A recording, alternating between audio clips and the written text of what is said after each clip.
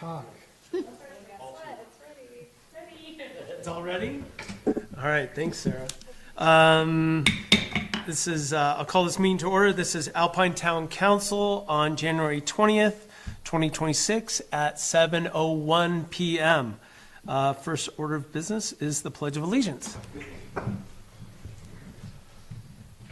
I pledge allegiance to the flag of the United States of America and to the republic for which it stands, one nation, under God, indivisible, with liberty and justice for all. Okay, Madam Clerk, roll call. Good evening. Jeremy Larson. Here. Andrea Burchard. Here. Eric Green. Here. Amy Weirda. Here. And Shay Scafidi. Here. Mayor Green, you have a quorum of the council with all members present, with Shay Scafidi being on the phone. Yep. All right, thank you. Did everyone have a chance to look over the agenda? Yes. All right, do we have a motion? Motion to adopt the agenda? Second. We have a motion, it's been seconded. Any discussion? All right, all those in favor say aye. Aye. Aye. Opposed?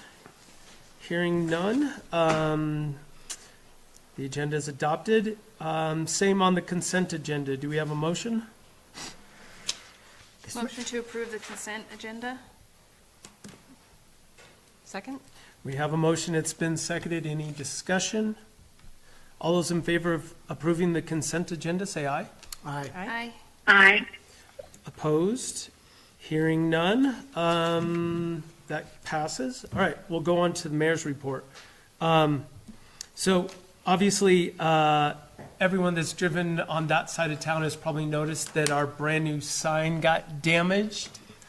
Wanted to let everyone know that we're working with the manufacturer to come up with the solution for all the signs. And I think the strength of the snow that was being thrown on that part of the sign potentially broke it. But we're working through that process. Just wanted to let everyone know that, yeah, we know that it got broken, and hopefully we have a resolution soon. That one particular sign was the one that's closest to the road because of the landscape, or the, whatever, there's a swale there, and if we would have gone further, we would have had to remove a lot more dirt to put the sign there. So that one's closest to the road, but yeah, so hopefully we'll have the solution soon, but right now, it at least just says Alpine, Wyoming with some of the mountains. Next is the clerk treasurer's report. I don't have a report. I apologize. It's okay. You were on vacation. I was on vacation and then sick when I came back, and then we had a 3-day holiday weekend, so I'm still catching up. That's my report. Well, thank you for being here. Thank you for having me. All right, events committee report. We have Winter Jubilee coming up on the 30th and the 31st. That's a fundraiser for the Alpine Scholarship Fund for graduating seniors. We had a kickoff last weekend with bingo sponsored by Wyoming Title and Escrow, where they came in and sold pizza and gave away cider, and I think we did pretty good there. Yeah, packed house. We did. We had 120 people. I think That's that's about how many we should not exceed that. Mm-hmm. That's a lot. We officially had 120. Yeah, it was a lot. So next Friday, we will have the hot dog roast at 5 o'clock, and the fire dancers again at 6:15, and then a family movie inside the Civic Center after that. And Saturday is casino night starting at 5:30. And Jeremy, would you like to talk about the Coney Classic? So this year we've moved the Alpine Trails and Pathways and Lucky's fundraiser, Coney Classic, which is usually the second week, and in February. This year, though, that ends up on Valentine's Day and President's Weekend, so there's a lot of other stuff going on. This year we decided to bring it in the fold with Winter Jubilee, because it's also the last and final Coney Classic that we're putting on. And unfortunately, Old Man Winter has not cooperated. So normally we hold it over at the lake bed trails. We're not able to groom the lake bed trails. And so we're going to be moving it to the ball field. We'll have kids' events there as well. I will kind of roll out a few trails around the bench area and the ball field. And we're working on a few other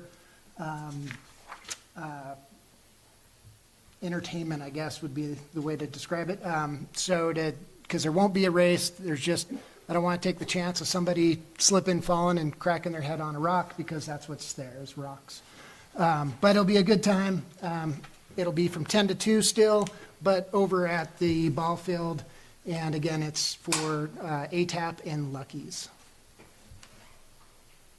That's it. Is that it? I think so. Okay, thank you for that. Next is engineering report. Kevin, did you have a? I kind of did the same thing Monica did. I realized I was supposed to turn it in to Sarah by Wednesday, and it was Wednesday afternoon, then it was Thursday afternoon, and I kind of gave up.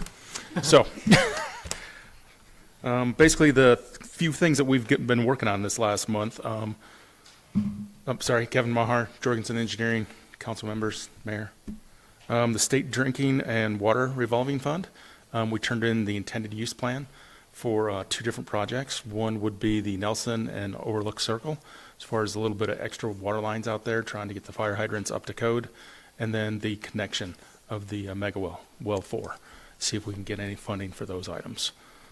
This is just the intended use, and it's for FY 27, so that's one of those things they would look at.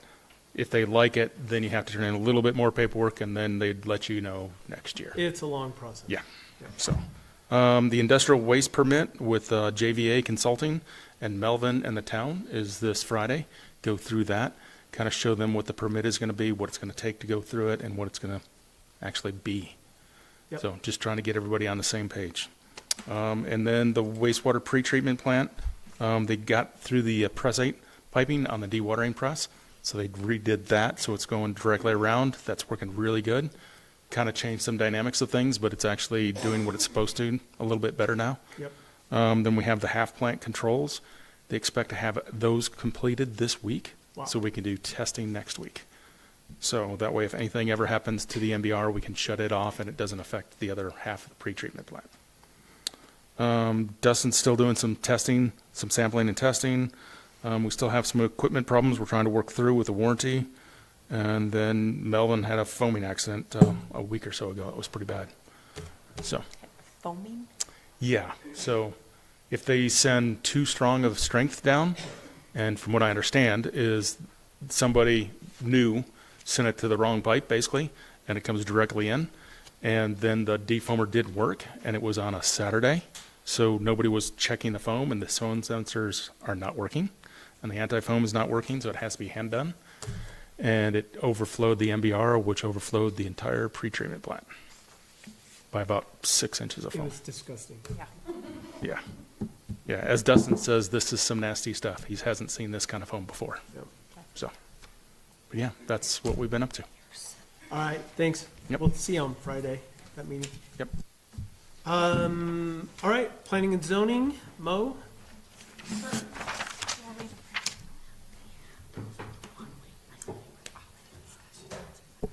Melissa Wilson, Planning and Zoning.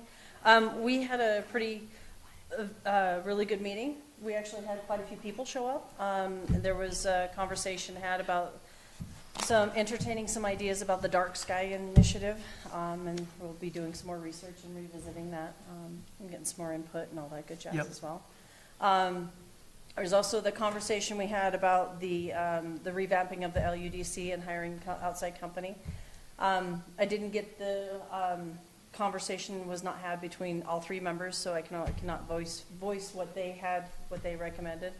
And reading through everything between the 3 companies, I did some research. I called and talked to a few people who are used to using the what was it, OPS Strategies out of Jackson. Some of the folks that have worked with that gentleman said that he did a really good job. They're really impressed with his abilities and all that good jazz. So my opinion was that, he's a strong local guy. It seemed like everybody I talked to seemed to really enjoy his thought process. But on the other hand, I think it all comes down to the folks who have to utilize the LUDC on an hour-by-hour basis, daily basis, and to definitely utilize what's going to make their job more easier, a little more efficient, and all that good jazz. And it probably wouldn't be a bad idea. You guys have probably already thought of this, about maybe waiting until after the master plan was all done and all those shenanigans. So we talked about it, so that's what we got. Any questions? Nope. Thanks, Mo. That's it? All right, Okay. that was easy. Thanks, guys. Economic development.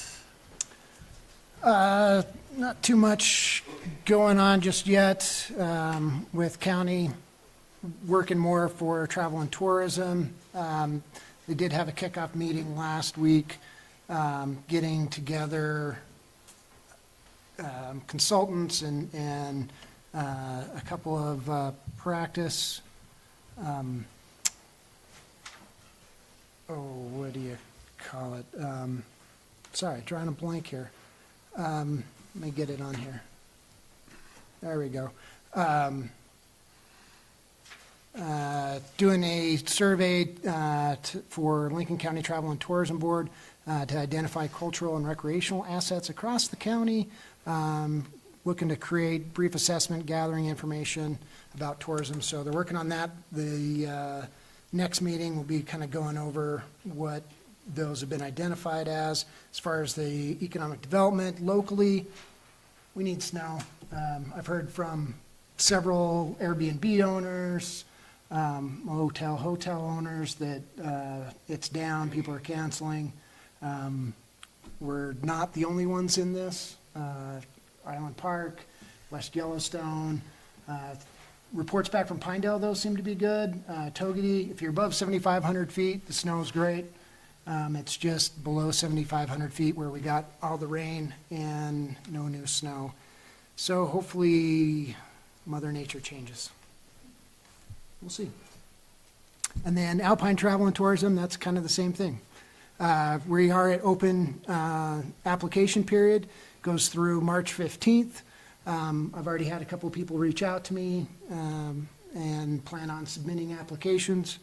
So once that deadline passes, then we'll meet. I believe we're going to meet around 1st of April because one of our board members is out of town through end of March. And if you have any questions, feel free to reach out. Sounds good, thank you. Lincoln County Sheriff was submitted online. Next, we'll go into discussion items. We have two things we wanted to discuss. One was we wanted to talk about fireworks basically in the town and also basically recreational fires. We'll do that after we talk to Skyla about snow removal services on town-owned properties. So Skyla, will give you the mic and let you, do your presentation. All right. So initially, I have the original lease that I signed. You can just pass those on. And then this one's the amended lease that I signed.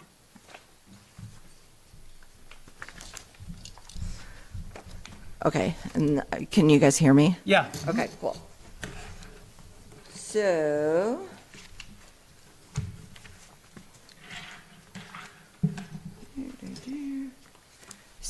thank you for meeting with me. I have a request for fair and consistent snow plowing terms for town-owned tenants. With Brittany, the owner of Fairy Peak Women's Health, and myself as Alpine Operating Nurse Concierge as owners and leaseholders. Just to give you a timeline, when Brittany and I signed the original lease on June 1, 2024, We were in agreement with the terms, and the town was fully in agreement with the terms as well. Immediately after signing, we had subleasing tenants as part of our lease, signing leases of their own. Brittany and I were under construction to get the building up to commercial code and HIPAA compliant. We spent over $35,000 in renovations to the building. Then the town came to us shortly after the original signing and said that we needed to sign an amended lease agreement, which removed the snow plowing and trash removal, and part of our sign was to be used by Melvin. We were under the stress of starting a new business, the subleases we had signed, and the construction. We conceded these items in the amended lease. Since then, several things have changed.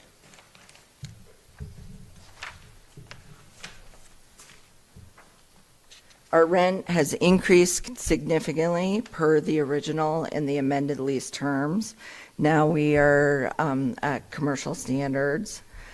We continue to pay for all the snow plowing and trash removal. Melvin has since been approved for its sign by the town, its individual sign, separate from ours. Brittany and I are not asking for anything beyond the terms of the original lease. We are requesting fair and consistent treatment equal to that afforded to the other town-owned tenants throughout Star Valley.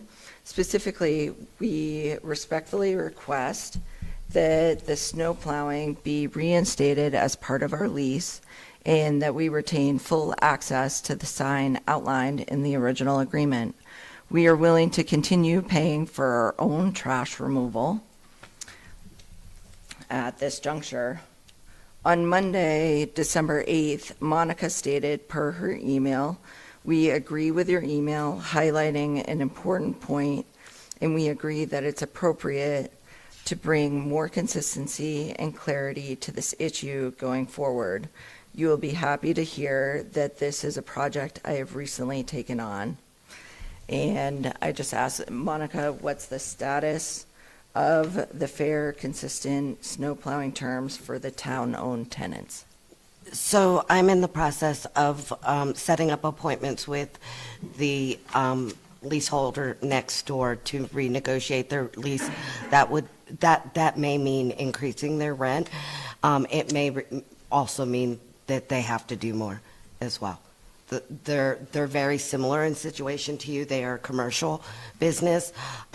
We also, and that's something we also forgot in all these conversations. We forget about Melvin. Melvin pays $15,000 a month in lease payments. We do not do any snow removal for them as well. So we'll want to keep that in mind because we've all been kind of trying to figure out who does what for which ones. So yeah, so that's the last one I need to rewrite is work with them to try to figure out how we get more fair and balanced. The truth is that lease was negotiated under a previous administration. And I'm not aware that there's any requirement for us to plow for them. I think we just plow our lot because it's our lot and we're here. So, yeah. And previously, when Star Valley was here, did you plow the lot for them? No, for the we did not. 6? They also did their own mowing as well. Okay. And so with them, they paid $150 a month in rent. They owned the building, so they maintained their own building. We had zero obligation. However, when their lease terminated, they gave us the building, so they signed over the building asset as well. So I would imagine that's if we were to do the math about the time they were there, that was probably a substantial amount of rent. I've never done it though, so I apologize, but I could at some point. I like math. So, are you done with your side? Yeah. And yet, I just have some questions for you. So, I recall from the first email that it was brought to your attention that we were plowing for the school. I was just asking in general, like, who do you guys plow for, and how does that move forward? I'll clarify that. Okay. To make sure that everybody understands. So it's always been the policy of the town of Alpine to plow for the public agencies that rent from us. And those agencies are the fire department, the library, and the CDC. Am I forgetting any? No. Okay. So that means they pay $1 a year in rent, and they're providing that service. The daycare, which is in our building here, they're able to take advantage of the fact that we have to plow our road, our parking lot. I counted, since this has kind of come up, I've been keeping track of how many cars they have. All day long, they have maybe 3 cars there plus a bus. But, when they have people doing drop off and pick up, they have, several cars at any given time. So in general, they probably have 5 or 6, spots that we're plowing for them. As Monica has mentioned, we are in the process of renegotiating the lease with them. And we're very cognizant of the fact that there's 2 daycares in Alpine, and they have expressed to us on many opportunities that they really can't afford that much more. So we have to take all these things into when we go to negotiate, we have to take it all in. You did mention something about a commercial rate. You're paying a commercial rate right now? What did you mean by that? I just meant that we had increased our rate per the terms. Right. To the fullest amount. Right. How much does the daycare pay per square foot? I don't know. Craig, do you know how many square feet? I do not know. It's the same size as this building. It's 2,500 square feet approximately. So, Okay. and I think they pay somewhere around 15 to 16, 1,700. $1,590 per month is their rent. Right. Okay, so that's significantly less than ours That's correct. per square foot, That's correct. and we don't receive plowing. No. How much do you pay to plow that? So last year I paid $5,000 per square, for the whole, For the year? yep. Yep. And I was increased as an estimate to 11,000 this year. That's why I started looking into the situation that we are a town-owned building. And I feel very guilty passing on that expense to my tenants who are also struggling. So I just wanted to find a fair, consistent snow plowing across the board for private-owned businesses renting from town-owned buildings. Yeah. And to clarify, make sure we're on the same page. So we're really only talking about you and the daycare. Well, Melvin is its own animal. There's no question that they do their own thing down there. We do plow down to their building essentially, because that's a town road, right? And we also plow, just to clarify, we plow the road that leads to the school because that's a town-owned road as well. So you'd be plowing right by my building? Correct. And we plow everything else in the area. And obviously, I think the major distinction is that you're a for-profit business versus all those other entities are public businesses. Can we agree on that? Is the daycare a public business? No. The 3, the public, the fire department, the library, and the CDC. I understand that. Right. So we've talked to staff, and your parking lot is way more difficult to plow than, say, these 6 spots here. Just the way it is. You have to push snow like 4 different directions in your parking lot. Don't you own the building? We do own the building, and we lease it to you, and we negotiated the lease, and all the terms were negotiated, and you've been doing it up until now. So I'm trying to figure out what changed. What changed was that we looked at another building, another office that rents also to the town. And I'm just trying to compare apples to apples. They're a for-profit business. We are as well. We rent from the town. And I just wanted it to be consistent, fair.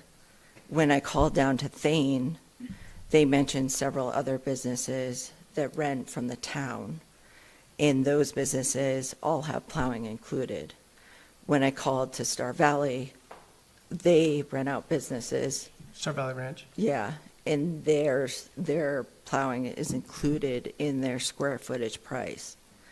When I called Aetna, it was the same. I just don't understand why we're a profitable business, they're a profitable business, and we're not extended the same service and resource when we're astronomically having to pay for it out of our own pocket. And you literally drive right by our parking lot that you own. Right. So, And Mayor Green, can I just speak up real quick? I was just doing the calculation. So the daycare pays like 63 cents a foot, and I think Skyla's business is like $1.10. So it's a large right around difference in price. $1.07. $1.07, yeah. Okay, but that's a pretty significant, difference in rent. And so I think it's just, I get that, yes, they're in the same parking lot, but so it's plowing is covered and they're at a highly reduced rate. I guess I was under, the impression everything, it's like an island. Everything around it is plowed, but that has to be left out. And so I feel like at the rate they're at, I would like the discussion of, I guess I'll wait to hear what the other council members chime in with. Yeah. I was going to say something and I lost it. I'll think of it here in a second. So I also want to point out that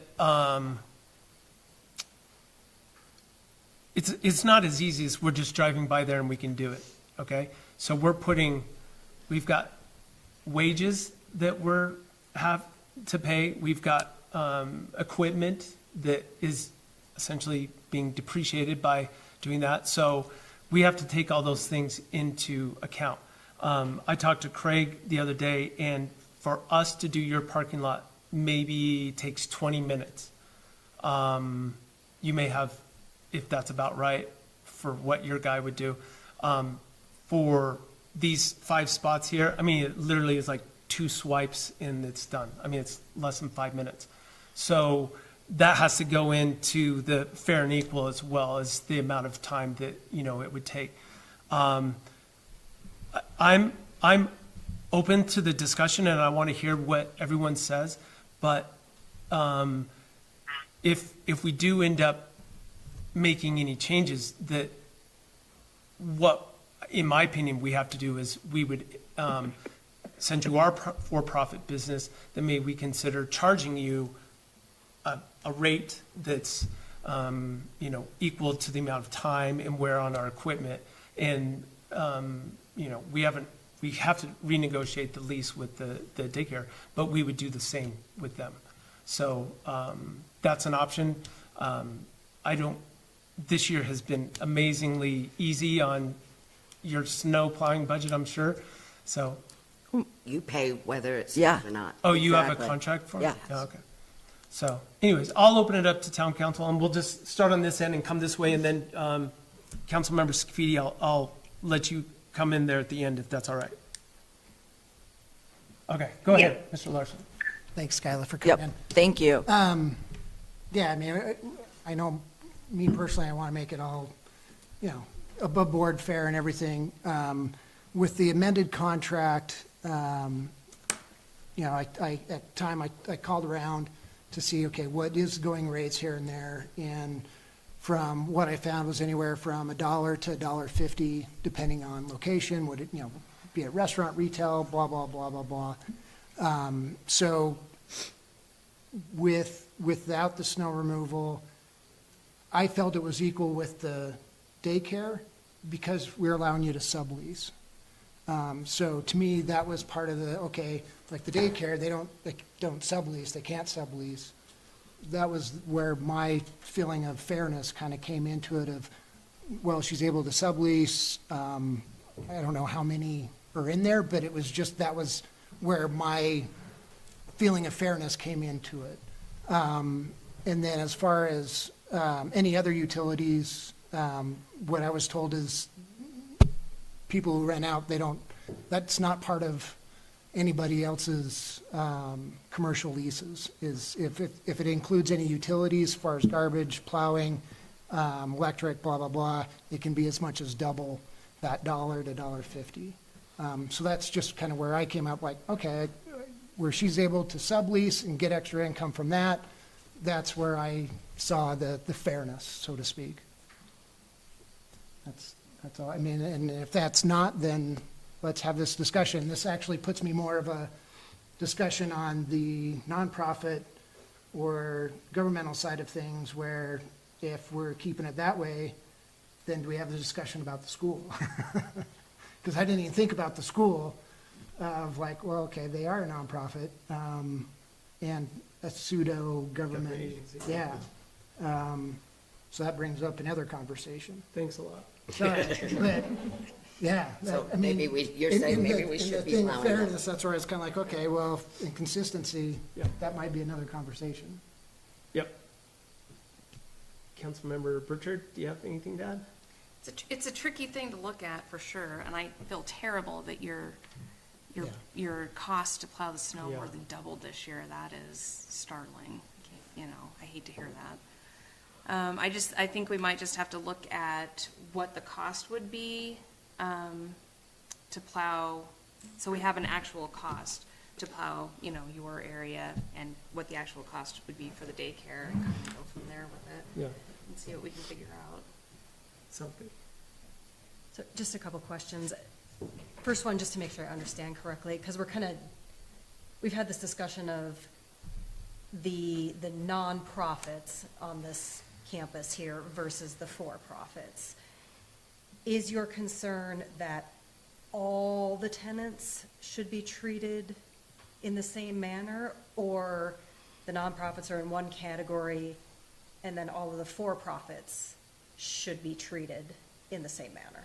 So overall, it's just interesting how this town doesn't treat it the same way that the other towns do in the valleys. Okay. So in regards to Thane, they charge 59 cents per square foot, roughly, for their EMS building. They pay, I think it's $1.07 for a larger square footage building, and that's their plow rate.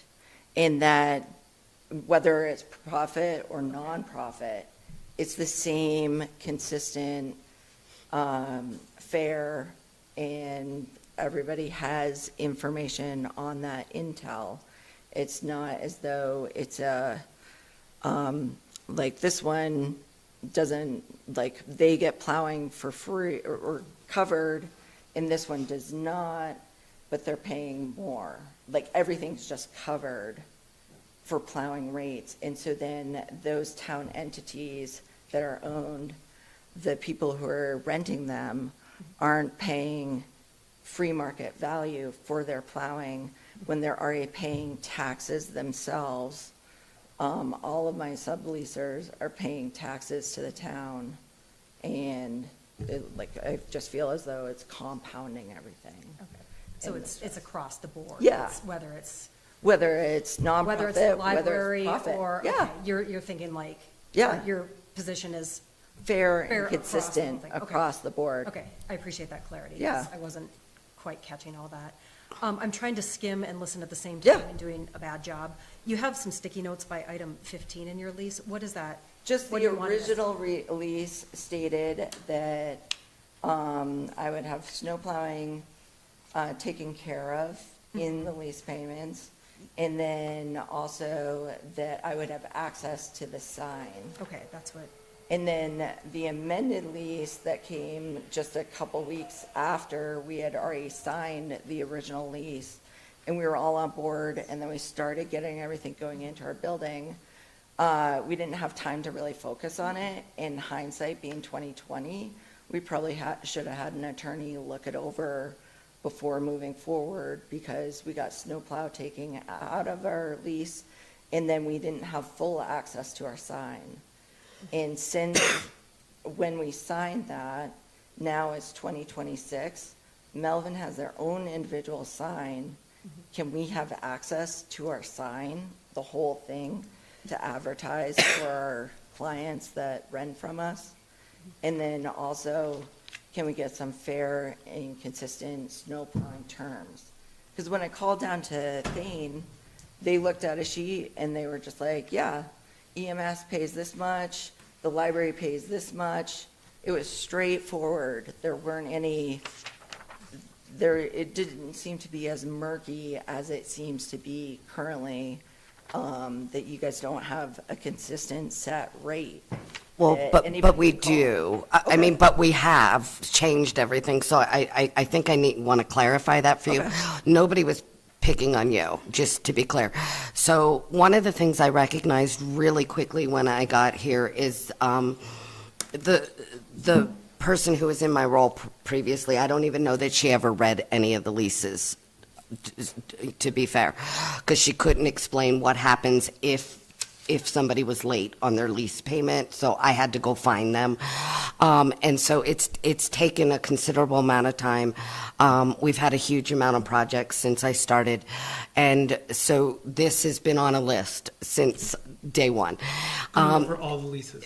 Yes, and so we recently just redid leases for the fire department, the CDC, because the CDC was paying $1 a year.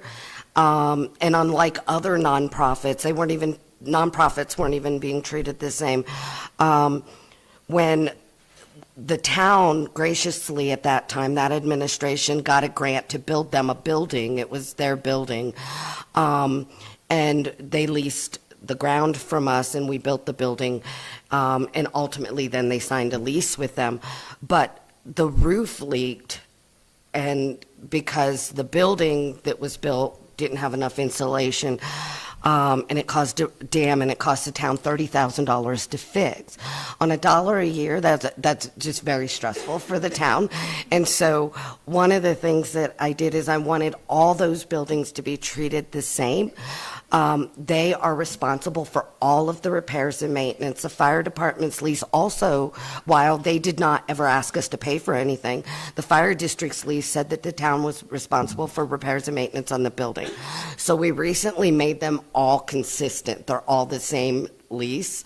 The Alpine Education Foundation, that was, I'm sure you're aware, they have their own thing because it was a very controversial issue, so that changed some of the lease dynamics.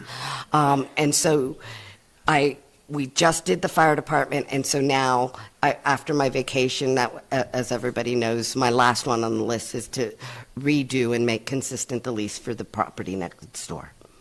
So that's, just so you know, it's been a work in process, and it probably should have been done the first year I was here, but unfortunately, I just didn't get to it.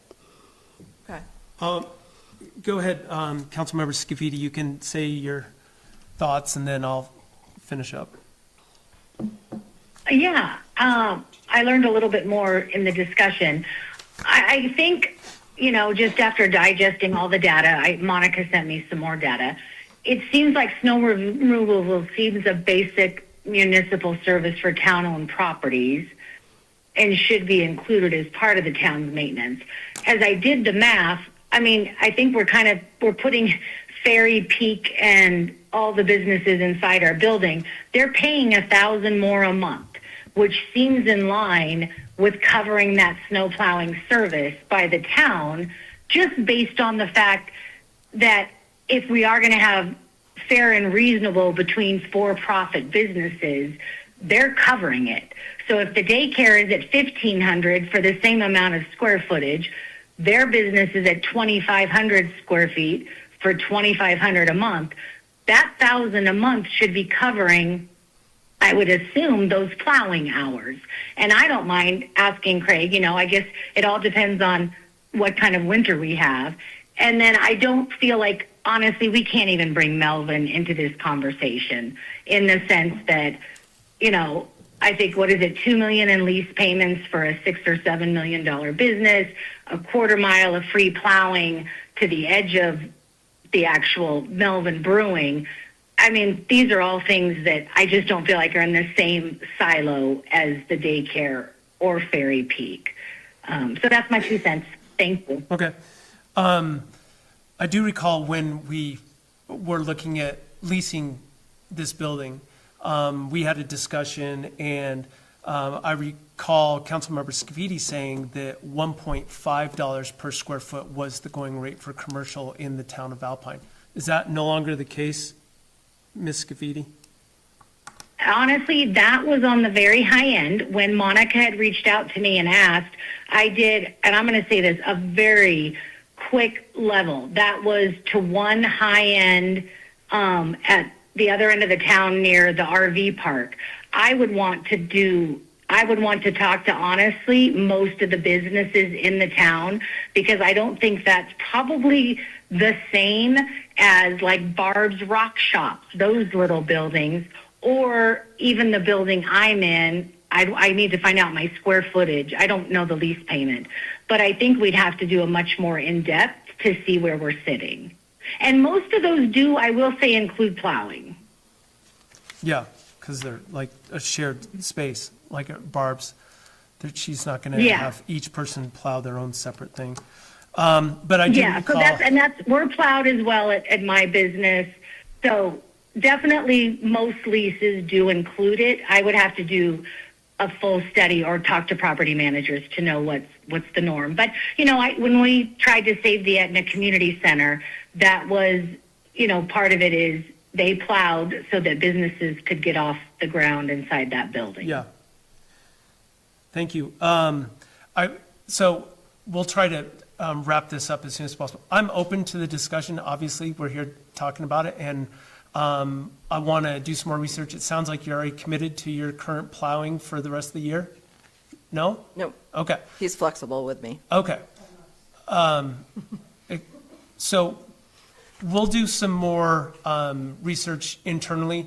I think, correct me if I'm wrong, but what you're suggesting is only looking at the for-profit businesses, not the public entities, correct? Well, I was just trying to make a comparison between apples to apples in the fact that I'm a for-profit and the daycare is a for-profit. I'm paying $1.07. They're paying 69 But you're not concerned cents. about the fire department getting free plowing? Just, I was shocked that we didn't have a rate system in Alpine similar to Thane, in the fact that I could call down there and the town clerk down there could tell me that EMS pays 59 cents per square It's totally foot. different, just to With be the honest. 107. It's totally different. Two municipalities, we've always done it one way. We don't have a rate for plowing. I'm afraid that we might have to get there after this discussion, so I'm a little concerned about that. But That would be that's really fine. helpful for people who are renting from town-owned buildings to have a fair and consistent snow plowing terms within your rate. So then it's transparent for all the constituents who may in the future want to rent from you. However, if they don't know what's going to be covered and what isn't going to be covered, they may not take the risk and rent from your buildings. I think, I hear what you're saying, but I think we kept your rent down, especially when you started. You started at $1,500, then you went up to $2,000, $2,500, mostly because you're a new business and we were trying to, get you up and going. We've already established that you're paying less than what the market rate is in town. So, and the reason why we renegotiated, it was basically an oversight on our part. We don't pay for trash or, plowing, obviously, for any other public or private businesses.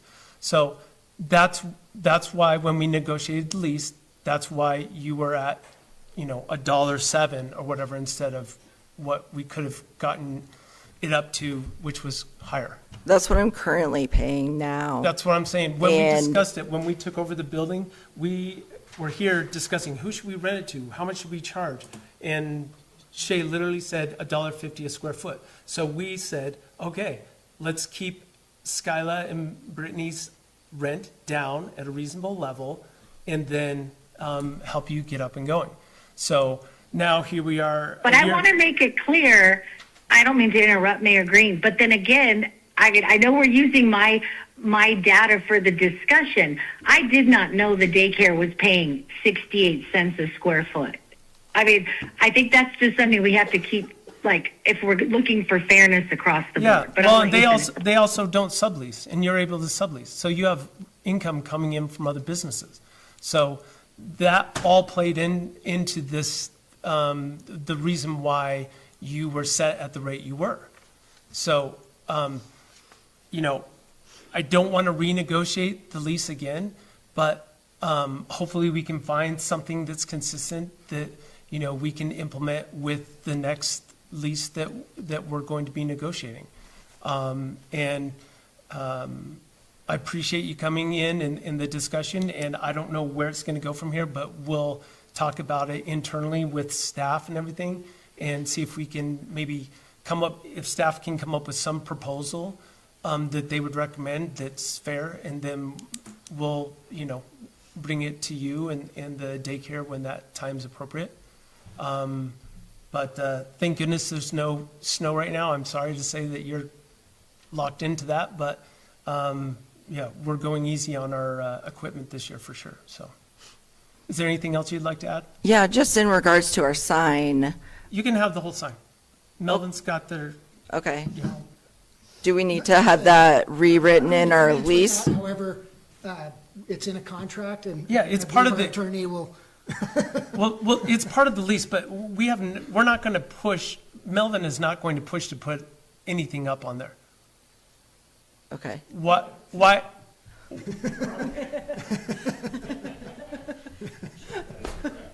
Yeah. They are waiting for their opportunity to put the new sign up. So we can discuss that with Jim, but I'm here to tell you, no one's going to push back, that you should go ahead and look at options to put your other people that are leasing. Skyla from might you. feel more comfortable if we make that clear in the lease. yeah. Yeah. I agree with the mayor that, no, I will not push back on that. But it is in the lease, it is in the contract. I know our attorney is a stickler for contracts. Thank you. That's what we pay him for. I did notice the one you provided us with the sign, so. And there might be somebody out in the webosphere who disagrees, but me personally, and it sounds like the majority of this board is okay with that. Okay, thank you. Thanks. We can get you clarification on that as well. Thanks.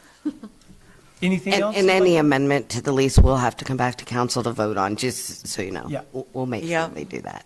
Yeah. The process. Okay, And so this discussion will continue on, and you'll give me updates on the daycare and so on and so forth? Okay, Yep, thank you. we'll bring you Yeah, I'll up. have to get with Craig because that's his area of expertise. Okay. I mean, I can tell you, I can get the information about the financials, but between him and I, we can come up with what's going on and inform council and let you know. And it will be We'll fair copy you and on it. consistent? We'll copy you on it, but if there's going to be any changes, it does have to come back to council because I can't make that decision. Okay, thank you. Thank you for your time. Yeah, appreciate it. So next is the fireworks discussion, and I thought we were going to have a few other people here. Maybe they didn't see. But this is something we've been talking about since like last October, right after, I got, what's this? Just discussion questions. Oh, okay. So fireworks, just in general, because of our location being right on the border and having fireworks stands everywhere, we tend to get a huge amount of people that come here and want to shoot off fireworks. There is an ordinance in the town of Alpine that makes it illegal to shoot off fireworks in the town of Alpine. It's also illegal to shoot off fireworks in the BOR, in the national forest, everywhere around us. I don't know specifically in the county. I wanted to bring this up and just get a feeling do people that live in the town of Alpine like the fireworks? Do they want to participate? Do we like that we're kind of the epicenter for fireworks? Most of the communities around us, it's not allowed. Jackson, of course, it's not allowed up there. The fire chief is here, and from my days working or being on the fire district board, I know that fireworks in general are, it's a scary time of year, especially for everyone in the area. If we had one fire start and the wind was blowing the right way, I mean, it would just go up and over the mountain and end up in Jackson. So, there's the Reese subdivision, there's the Ridge Estates subdivision up there. There's plenty of other houses that if a fire started, it would take out literally 50 or more houses. The fire chief can speak to this, I'm sure. So that's kind of the context why we're discussing it, but I figured I would open it up to discussion and see if we have any real adamant people coming forward saying it should be one way or the other. But I'll call it Mike for now. I'm assuming that's why you came. Just for fun. You told me Fun to come. evening out. And you listened? Thanks, Mike. So I just wanted to address, you told me to reference those ordinances. Yep.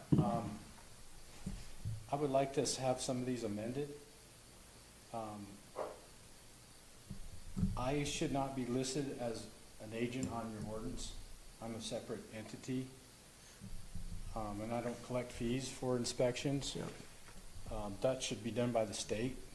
So anytime one of those is set up, you just call the inspector from the state, just like they inspect the food trucks or what have you. So you do have an agency with some backing to them to do those requirements. Because you have 3 different NFPA standards that would be your fireworks building is a different code volume than a tent, and then you have the fireworks in the store. So you have 3 separate types of standards that have to be upheld, and you shouldn't have to worry about it. If it's commercial, you could just call the state inspector to come here and handle it for you. Yep. And just like the food trucks are supposed to be certified once a year by the state with an inspection sticker to have. Yep. So We've talked about those changes internally as well. okay, so yeah, so and it has here, I don't know how this happened. It says that we'll charge $150 to go inspect it. Well, we don't take money to do anything. We're already a public entity. Yep. So that needs to be removed if possible. And then there was discrepancy because I saw 2 different ordinances that one said they're not allowed, but then the other one says they're allowed the day before, day of, and day after on 4th of July. The thing about this is if the county allows it, it's almost unenforceable. I mean, every town has them going off in town, in Thane or where have you. It's kind of impossible to enforce. I mean, you could prohibit them, but it's not going to happen. I mean, when we do the 4th of July, they're right next to the BOR sign that says no fireworks allowed, and they're standing right next to it shooting off fireworks. So, Yep. I mean, I don't know how you would address that. Right. Because if I was authority having jurisdiction, I wouldn't allow sales of them. I wouldn't allow them at all. I mean, like you said, the potential scares me. Talk about that just a little bit more. What, in your experience, like what could happen?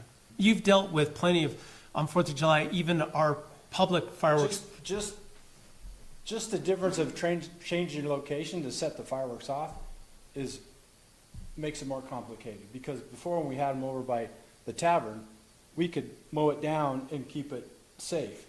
Where it is now, when they fall down, they're going into sagebrush, and we're chasing them all over the place. So they're just it's all the potential of what the conditions are. If it's a dry year, this last year was great because we had all that rain. It was the easiest one I ever had. But when they're dry, when the winds are going, we're chasing them throughout the night and the next couple of days. And sooner or later, it's going to hit the right thing. And I mean, we've been warning people through that coalition for 5 years and trying to get neighborhoods having their home hazard evaluations done. We've offered chipper days. We have the community Firewise slash program. pile, the Firewise. So we've been trying to educate people, but again, we can't be responsible, to make it happen. It's up to the homeowners. Yep. And we just have to let them know the potential is always there. I mean, we're trying to do the CWPP right now with the county, and Alpine's always been, since they had one in 2005, 2015, and now we're doing a new one this year. Alpine has always been the top priority in all those years, just because of Lakeview, Reese, the potential we have around here, and then the fact that the infrastructure is so important that if we have a fire around here and it shuts down that bridge, it's a major problem.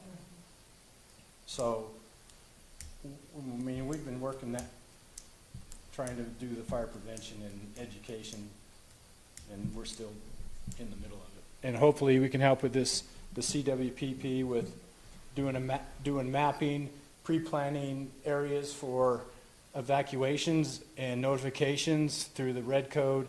And that company is supposed to be doing like computer programs to do modules that tell you if a fire starts here, they can say this is what's going to be like next day, this is next day. They can project it through the conditions and the terrain and the normal weather conditions. So that's in the works right now. There's a company that has been hired to work with the county commissioners and us to get a new CWPP for the next 10 years. So I don't know what questions you want me to answer for the fireworks. Maybe there'll be some questions from this group, but I want to get your feeling from town council in general about the fireworks. I know it's an uphill battle, but I mean, obviously there's things that we can do. We can do nothing, like what we're doing now, or we can go to the extent that we don't allow the sale in the town of Alpine, and we encourage the county to push for the same, at least in our area. I don't know how much of an impact that would make, but if you can't buy them here, I would think we would see the number of illegal fireworks, for lack of a better term, would be reduced by quite a bit. So, anyways, just want to get your thoughts. We'll start on this side this time, and then Councilmember Scafidi, I'll come back to you. I don't go first. I'm a grump about the fireworks. They drive me nuts. Okay. But we also live in a place where it's a live and let live situation, so I'm willing to tolerate the noise. I do care a lot, though, when the fireworks are being set off, when you have the high, fire danger. So I would love to, at a minimum, see something where outdoor recreation fires, fireworks, whatever it may be, aligns in some way with, like, the National Forest, like, fire danger ratings. Say, okay, if it's moderate or high danger, this is what we allow in town. If it's extreme, this is, start to bring that into a little bit more alignment, Okay. at a minimum. Okay. Councilmember Burchard? I have definitely talked to some town residents that have concerns about our house burning down because there's people down by the river setting off fireworks. And it's hard because we can educate our community members, but what do we do, travel and tourism, about educating our visitors to help them understand that they're going to come here for a week and have a grand old time, and if they start a fire, well, they're going home, and we still have to live with it. Yeah. I do think that it's been said having 3 fireworks stands in town encourages people to think it's okay. So I think it's not a bad idea to reconsider issuing those permits going forward.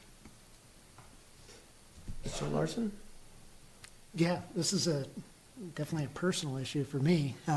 Like Amy, I live on the hill, and I won't forget when I was on the fire department, one firework started the field just below Terrace Drive, and the wind was pushing it up towards the hill, and I was a little upset as I. Got your garden hose out and you. Yeah, Well, people yeah, swatting it with jackets, anything to put it out. Oh, yeah. It's really scary. It's always boggled my mind, Wyoming's lack thereof laws to allow fireworks in such a wilderness state, and especially ours. Back to what Mike was saying, all your changes on these, I definitely agree with. It's like, yeah, okay, yeah, let's make those changes. What we can do about it, we do a blanket ban. We're going to piss a lot of people off, but man, I will sleep a little bit better at night. But that's just me thinking of myself. I like Amy's thought of low, medium, or mild, whatever the the fire danger is, because last year we lucked out. I mean, whenever it's raining all summer long, and I mean, especially when it rains through May and 1st of June, I just that's where I really start getting nervous, because as Mike knows, it usually turns off in the middle of June to at best end of June. And then I just go, okay, all this fuel has now just grown, and we'll see what the summer brings. And so I can go on and on and on and on and on, but I will say that my house in as I've said before on this, in Lakeview Estates up on the hill, I am the light red in a sea of dark red homes that I know will be destroyed. I have no delusions of, can I save my house if bad things happen? No, it's the whole division's gone. Yep. Now, we can try to make it better, but we've seen, look at California. That's all you got to do. Towns being taken out. Yeah. Councilmember Scafidi, do you have anything to add? Just short and sweet. I like Mike's recommendations.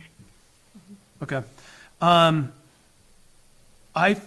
feel that there's going to be lots of people that are upset if we put a just straight across ban. It's my God-given right to fire off fireworks, but we are required to take public safety and put that at the highest level possible. It's basically the most important thing that we do: health, safety, and welfare of the town of Alpine. So, I actually do think it's a consideration that we don't, have the permits to sell them in the town, and see where that goes this year. As far as the county's concerned, I have not talked to any of the county commissioners. I don't know if they'd be open to us, if we made a recommendation that they put a overlay or some way of,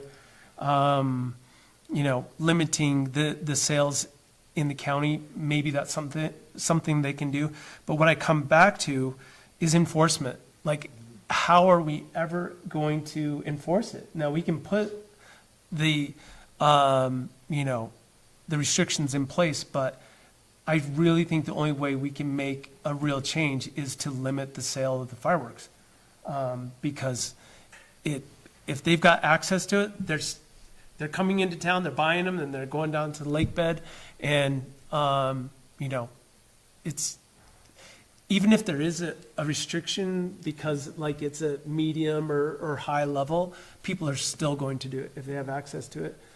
They may even bring them from someplace else. But that's kind of my thoughts. I don't want to spend too much more time on this, but if anyone came and wanted to make a public comment about it, somebody that's super passionate about it, the last thing I'd say is, on 4th of July, I kind of look the other way, but it seems like our 4th of July goes throughout the entire summer. And I don't know how many times that there's a Airbnb like right around the corner from me, and people like 12 o'clock at night, they're just out there firing them either in the middle of the street or in the backyard. And I mean, I just have to, they had to drive past a sign that says fireworks are illegal to get to that house too. So it's like, you can't help them. So, and I'll give you the final people that word. are doing most of the fireworks do not live here. You see that 4th of July day, all these cars on this side of the river, over on this side, the bridge is full on both sides. The people that sell the fireworks for that week, they're from Colorado. They come, fill it up, sell it, and to pack it up and leave it empty the rest of the year. You're not gonna get a lot of support from the county. It's hard enough to get them to shut down for a restricted burn time when it's drought. It really takes 1 year, they'll say it's not driven by the population. Other ones, it's driven by the conditions, but then the next year they'll switch them because they'll ask, do you think we should do a fire restriction?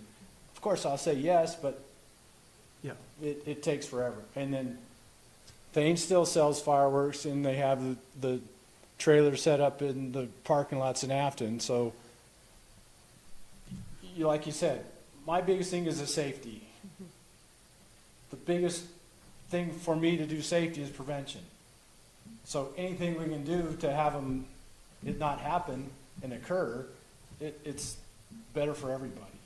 But the problem is, like you said, is enforcing it. I mean, because you're going to need help from the law enforcement for the Forest Service to be at their site, but somebody can stand this side on the county line, and I'm fine here, but you're right next to the town. Yeah. So. Yeah, I think one of the biggest things we'd have to look at is trying to figure out how to implement education for people coming here to visit. Well, we've got our beautiful new signs. Maybe we could put some banners that Yeah. say these are the reasons why. Maybe it's trying to identify the Airbnbs and getting some information in there for people to see when they come in. And I know it's a very difficult, overwhelming task, but we could figure out a way to try and push it so it's in everybody's face around town. Yeah. Something that you may know of the impacts of tourism through travel and tourism. Maybe that's another grant that the fire Education. department can apply for, is educational material, something there. 40% of that Or budget's, just bouncers. yeah, exactly. You can hire the Guidos to come take care of them. Mr. Mayor, Yes. are we done? Yeah, I wanted to see if anyone else has a public comment, but go ahead. While we had Mike here, sorry, Mike, I just wondered if you could give everybody an update on what you got going on south of here. Okay.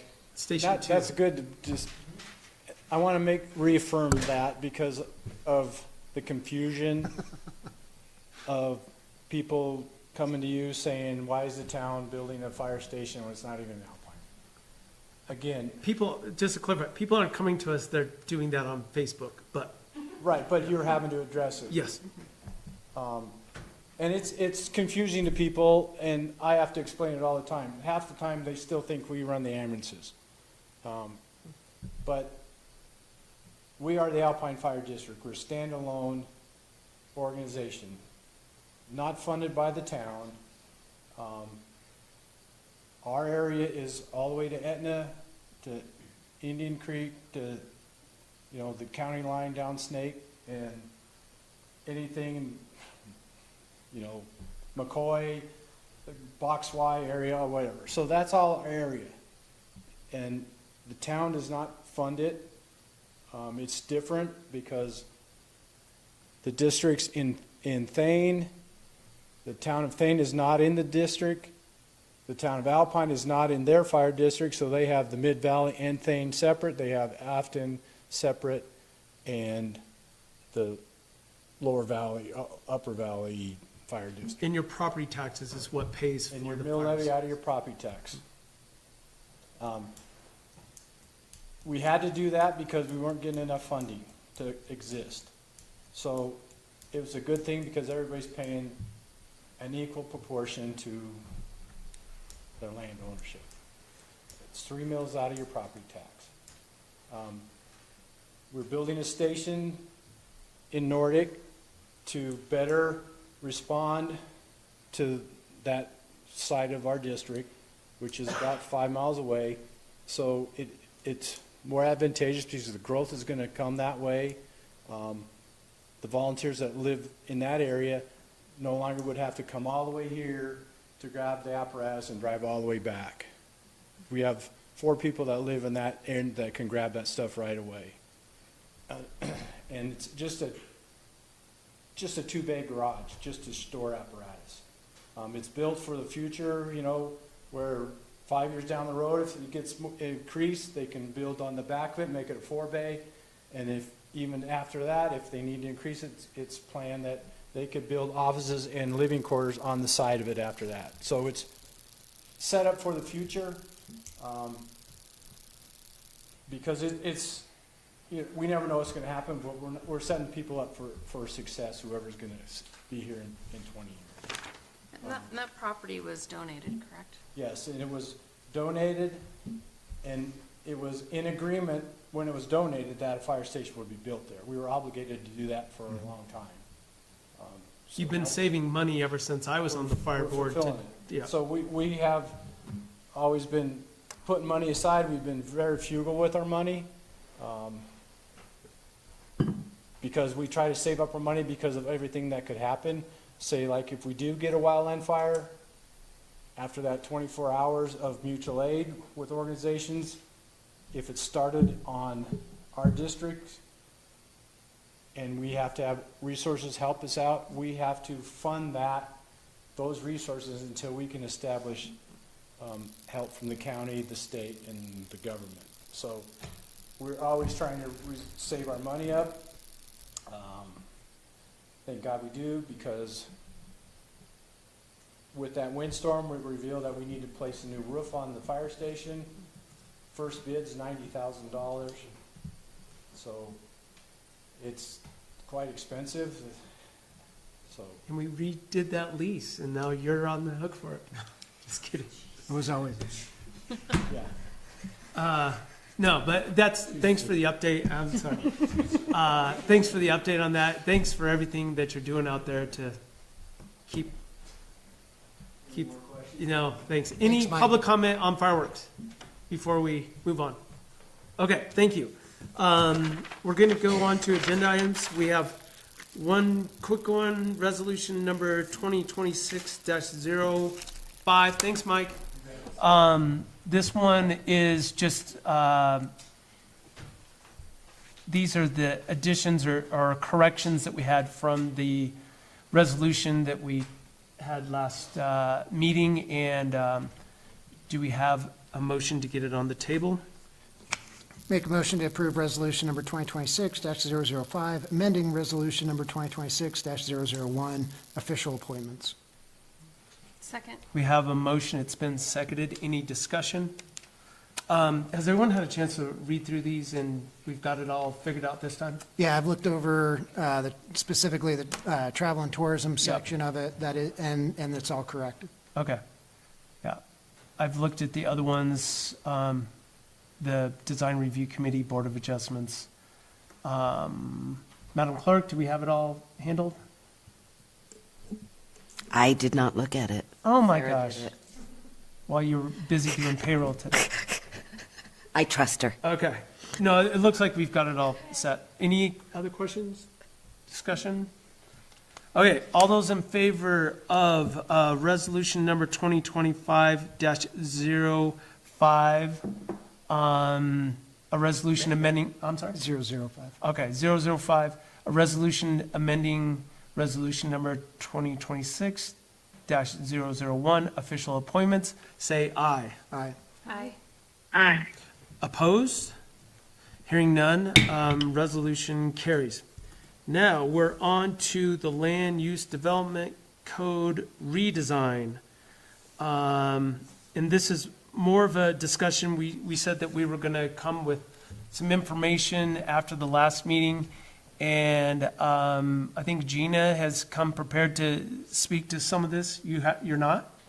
Okay, well, please come on up. So the reasoning behind this, and I said it last time, is that through the master plan process, it's kind of become apparent that really the master plan is only one part of what really needs to happen in updating the land use development code to implement those findings is what's most important, because that's what gives the master plan the teeth, for example, for lack of a better term, to get things done. Also, it happens that this land use development code is 20 years old, and it's been redone at least once a year for last 20 years. And there are so many places that we have conflicts and duplications of things. So I think 20 years, it's due for a major overhaul. So we have met with 3 consultants that responded to our RFP, and we are wanting to discuss today in the open meeting more strongly, I guess, what everyone thinks, and should we try to get this done as soon as possible. So with that being said, what did you come prepared with tonight? I don't know that I have much more than like my recommendation was. I mean, last meeting we had a staff report about it, but I made my firm recommendation of who I would choose if I had my ideal situation. I know Mo spoke to it a little bit. I think one of the biggest concerns at the last meeting was funding, and I know Jeremy had spoke to the fact that he wanted to kind of talk a little bit more about where this funding was coming. But I mean, other than that, I'm here to kind of field any questions anybody may have about specifics or how or why we're trying to do what we're trying to do. So that's why I'm here. Can you just talk about this? Yeah, we didn't have the specifics last time about like money pieces of it, right? So basically this is just, I took what each contractor's overall proposition was. They're all proposing just to base on an hourly, monthly basis. There's no down payment per se or anything like that. So it's just monthly per hour up to the contracted amount, and then if anything's above and beyond that, then we have to renegotiate. And one of the things I was asked to do was kind of just talk about what it may look like for budget years, what we might have to try to come up with for this 2025 out of our current budget, and what it might look like in 2026-27 budget. So I just sort of made some assumptions. I have to make some assumptions, like, all the projects were about 12 months, and how much it would be that we'd have to find in this budget versus the other. So that's kind of where these numbers came from. So it looks like you've kind of estimated that maybe a third of the overall cost would come out of this current fiscal year budget, and the rest would come in the next budget. Yeah, and that's if we move ahead immediately. Obviously, if there's a couple more months of discussion, that number goes down. So these are all assumptions based upon moving forward tomorrow. Yep. I'm glad that Colby and Mariah are here, and maybe they could help speak to the importance of getting this done as a developer, and maybe if you wouldn't mind, Colby, coming up and talking about that. Gina, we might have some other questions. No, and that's great. And I think there's been some questions about kind of like a two-pronged approach. Like, do we just need to fix what's here, or do we need to try to address the new master plan? And there's been some concern, I think, where it's like, let's get this master plan done with, then we'll go there. In my opinion, that's playing catch up. I think that needs to happen hand in hand at this point. We're far enough along with the master plan that we could do that. And I think Colby, as a developer, somebody that's been in and out of the land use development code, will be able to speak to the fact that, yeah, it definitely needs changed as is, but it definitely needs adapted to the future of what we're trying to accomplish as a town, not just fixing what's broken. Let's do more than that. Let's push it forward, so. Thanks. Colby Cox, Mayor, members of council. I'm with, I don't know who I'm speaking for tonight, I guess Melvin Brewing, as well as Pure Madness Brewery Group, as well as Convergence Communities, which is a master plan community developer, which as of yet has never developed a project in Alpine or in Wyoming. We develop projects in Texas and Delaware and the Mid-Atlantic and everything else, but we would love to develop a project in Alpine. So this, as a, I would say a business owner in the town, who, will own property in the town at some point when the lease is paid off.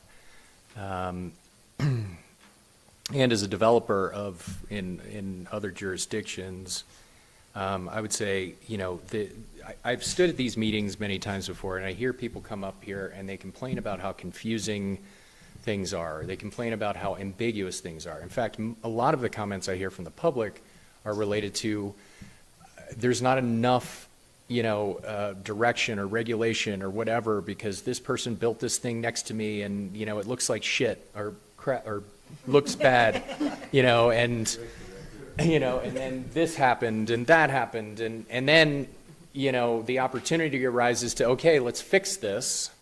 And I read public letters written to the town about, why are we doing this? This is crazy. Why are we spending this money? And why are we doing it right now? And it's like, look, my opinion is this council is trying to solve what is a realistic issue, which is that in my experience, having worked with a lot of different towns, this is one of the more rudimentary, ambiguous land use development codes I have seen.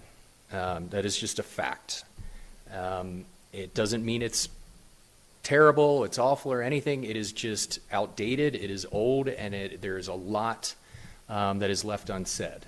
And it helps everyone for clarity. I generally tend to be somebody who sides on, kind of the live and let live and less is more. But in the particular case of, planning a town and development, actually more is more.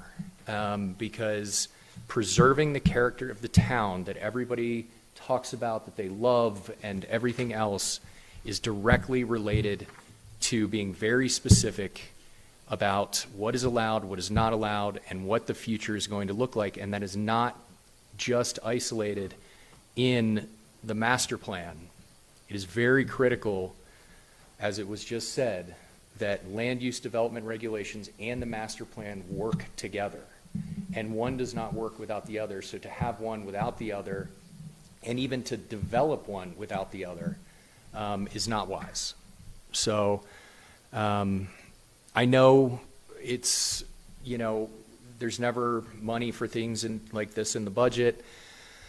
I know that it has been proposed that potentially, some private funds come into the equation. And I know that some people are worried that if private funds are given, that is going to come with some kind of a tit for tat, scenario. Look, everything in the public process is done in the public. Everything is done transparently. If I, as a developer, say, I'm willing to give $10,000 towards this, there is nothing that I can influence in that land use development code that is not fully visible in front of everybody here in this room, that is also not fully visible in the documents that everyone can read. There's nothing that can be done in the shadows or in hiding that could influence the process that the public cannot be aware of. Now, because I give money to this, which I am willing to do, and I think many other business owners, not just developers, but business people and potentially other private citizens who care about the future of this town, who are willing to contribute to this process because they see the need, which is the driving force behind this. It is not because I, as a business owner, want to gain something from this process other than making sure that the value of what I have is preserved. and the value of the character of this town is preserved. My business, Melvin Brewing, is directly related to tourism and people wanting to come to this place because they appreciate what it is and they value what it offers. You know, and I want to make sure that that continues well into the future, that people want to come here because of that. Hopefully they want to come and live here at some point. But if they just want to come and visit for a little while, you know, I want to make sure that, you know, what Alpine has been for the last 20 years that I've been coming here is as good or better 20 years from now. And so, you know, now, will I have an opinion on what these land use development codes say? Of course I will. But I will have an opinion whether I give any money to the process or not. Okay? So you might as well take some of my money. That is my suggestion. So, Just make the check out to Jeremy Larson. Take that off. That's okay. Strike that from the record, Richard. Yeah. That was a joke. But, you know, in summary, I would just say, I think, you know, that we've been, you know, first of all, I have to give a tremendous amount of credit to everybody who's sitting in front of me right now, because you've been doing some very hard work over the last several years, doing things that nobody really sees the benefit of, you know, or feels it every day. And this is one of those things. You know, this is one of those things, it's like you're cleaning up messes, and you're doing public service, and it's costing money, and it's costing time, and it's not a fun process, but it's the hard work that needs to be done. So thank you for that, and thank you for these proposals, because this is the missing element in what the master plan is not doing right now. So this is extremely critical, and it's extremely timely. And my comment on this would be, you know, I have a preference. I've read all of the proposals and everything else, and I'm happy to tell you who I'd recommend. But whoever it is needs to move quickly, because the people, I think, are expecting that the master plan is going to deliver this clarity that we all want, and without this, we're not going to have it. So if there's a big delay between the master plan and when these land use development regulations exist, I think that is not a great place to be.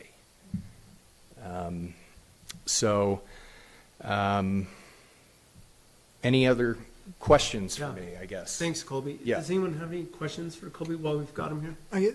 You kind of answered, but just to be more specific, do you feel that the LUDC should have been done or should be done before the land use development?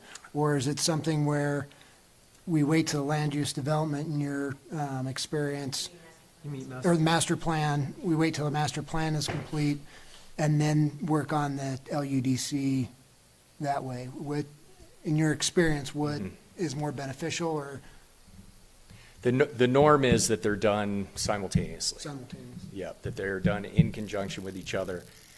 And then typically what happens is that updates, some time frame would be set so that it wouldn't be 20 years the next time these are looked at, where it'd be like, every 5 years, we take a look at the master plan and the land use development code. We polish whatever needs to be polished based on our experience over the last 5 years, what's working, what's not working, and then we kind of keep a cadence, and that way it doesn't have to be this monumental project every time. But yes, typically what I've seen is they're done at the same time. Thank you. And I guess, sorry to follow up, who would you choose and why? I would choose KKC for several reasons. One, I thought they gave a very comprehensive rundown of what their proposal is, meaning specific enough that I could tell that they had really understood. I don't know who conveyed some of the issues to them, if they came up with some of those on their own, but they seem to have a very good grasp on what needs to be cleaned up. So I thought that was good. I think you're going to end up spending that $175,000-ish no matter who you choose. I just think some people are being more honest about it than others, frankly. There's a lot of, I'm not discrediting anyone, I don't know OPS, I don't want to say anything, but I just would say there are a lot of people in our industry, being development, that have the teaser price, and then, and then 6 months later you get the final bill. So it's a lot of work, and I would say $175,000 is what I would expect to pay for something like this. So I would budget, I wouldn't necessarily choose based on price. I would expect that you're going to pay about that for whatever you get. I liked the online tool that they were offering. I really liked that they said they wanted to speak in plain language. They wanted to make it extremely clear to people, to the lay person, to be able to understand it. And that is the problem with a lot of codes that I see. They hire a very sophisticated firm, they develop a very sophisticated plan, and somebody has to come into the town 100 times to get somebody to explain to them what they are allowed to do and what it means. Yes. And it appears as if KKC has seen that out in the world of doing this, and they know that plain language and simplicity and charts and visuals and things like that are tools that are necessary to make it easy. Because the average person does not want to dive into the nuances of a 150-page document. They just want to go to the section that pertains to them. They want to understand it. They want it to be clear, and they want to be like, okay, this is what I'm allowed to do, and that makes it a lot easier on staff. So. Amen, brother. Did you have a question for? Yeah, Gina, well, I had Oh, yeah. a question for Gina. Sure. Can you remind me, did this idea come from your office, or was Cushing Terrell did they bring it up? Have you guys talked about it? It definitely wasn't a Cushing Terrell thing. It was more of an internal conversation when we were talking about just the overall list of things that I had been keeping track of that needed to be updated. And it came into conversations with our code enforcement officer about enforceability and how she couldn't enforce a lot of these things because it wasn't clear and consistent and conflicting. And I felt the same way about the administration part of it. And then so I'm sitting down, I'm talking with the mayor, I'm talking about the town clerk, and next thing we know, we're like, we missed this huge glaring light that says, now we're gonna have this land use development code we paid all this money for, and ours is not gonna mesh with that, the master plan. Yeah, like ours is just not going to mesh with that. And we're like, how did we not think about that? Because otherwise, we just have this document that's really great to look at, and it doesn't mean anything because we don't have any laws to enforce it. So that's sort of where that came into play. And like Colby was saying, like logistically, like these should happen in conjunction every time there's a new master plan, there should be a new LUDC, that kind of thing. And to take it and have a good base and a foundation to be able to be like, we only have to look at this maybe once every 5 years, instead of having being like a time-consuming piece of the Planning and Zoning Commission's schedule every year. Like it takes months and months out of their schedule. Yeah, for sure. They should just be focused on trying to enforce those things and administer them, not trying to fix a document that's been around for 20 years. No, I completely 100% know this needs to happen. I mean, Colby basically said everything I wanted to say, Right. so he took it, he made it easy for me. I guess I'm just kind of surprised that Cushing Terrell didn't recommend it from the get-go. Yeah, no, I totally understand where you're coming from. You would think that as a 'Cause it is person a that does a big master glaring plan, you would think that like, hey, you guys should think about incorporating this into the scope, but that conversation, I don't believe, because they weren't here before I was, so I don't know if that conversation actually ever occurred with them. I will tell you that, so when we hired Cushing Terrell, it's just like tunnel vision, work on this stuff, and they were super busy. But at some point when, Gina's looking at her list of like, there's 100 things she wants to change, but we're like, come up with the top 10. And she's like, how do I do that? Yeah, And Mo knows. Because the top 10 also affects another 10 things, which affects Yeah. another 10 things, which Yeah. like becomes It's like, it's just like a spider web, and it But just at goes some out of point, control. we did ask Cushing Terrell, said, what would your recommendation be? And they're like, absolutely, you should do it as soon as possible, because Yeah. they've seen it so many times, like the process of getting the master plan done is essentially the first step. Yeah. And then they actually recommended one of the people that, I'll wait to tell you to the end which one they recommended, but they did recommend someone that did give us a proposal. Well, and I mean, like, to put it in context, like, we have a master plan from 2006, and how many times has the land use development code been updated since then? So a lot of times, the land use development code will say, refer to the master plan, and the master plan's super duper outdated to that. So to refer to the master plan, which I have to, because that's what it says, just doesn't make sense. So they really should be done in conjuncture. Yeah, and that all makes sense. Yeah.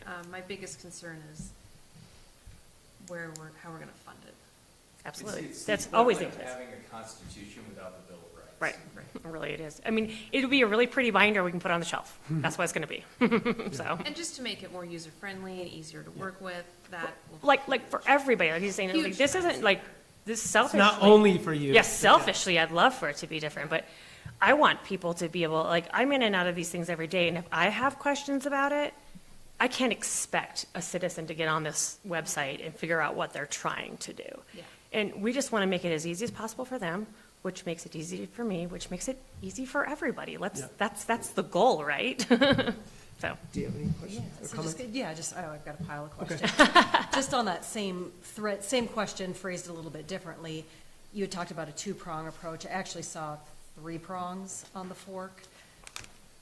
Throw the master plan out for just a minute. The LU Land Use Development Code needs to be updated, period. That just, again, 20 years overdue. Kind of part 2 of that is, again, getting it in electronic, user-friendly version.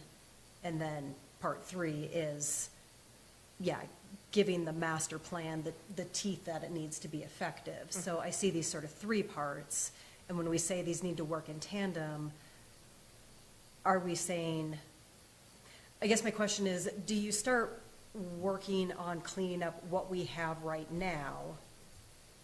Then when the master plan comes out, you fine tune that original work? Or do you just do the whole thing at once? no, I hear what you're saying.